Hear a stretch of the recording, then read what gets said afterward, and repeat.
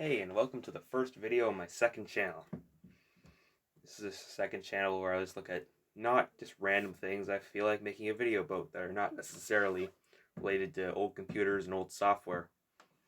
So, the thing I think is kind of interesting today is this old clock radio from I think the early 80s, maybe late 70s. It's a Sears model number 8077.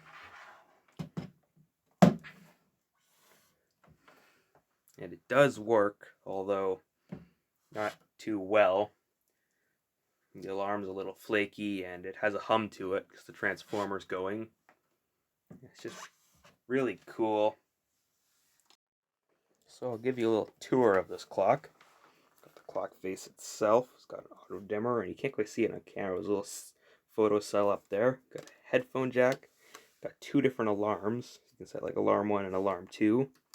It's got a radio buzzer, tone, balance. It's actually a stereo radio alarm clock, which most of them are mono. We got volume.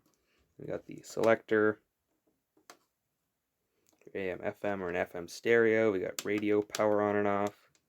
Got radio tuning. On top, we've got a sleep, snooze. Not really sure what the difference is. Programming alarm 1 and alarm 2. Programming time, hour and minute. So the calendar function too, so it'll display like the month and the day. We've also got an alarm off. I think if you hit this, it'll turn it off, but it'll stay set until the next day. And around back, we've got a place for hooking up an external antenna.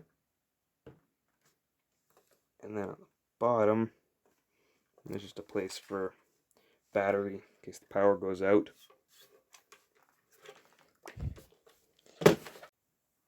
So I've got all the screws loosened.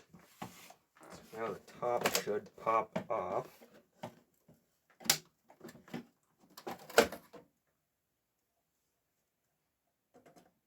And there we go. So here's the guts. Got lots of adjustment pots. Not totally sure what they're for. It's the input. We got the speakers. Here's the clock stuff. Don't know if you can totally see in there. And the clock board's actually surprisingly small. Yeah, I can't get a good shot.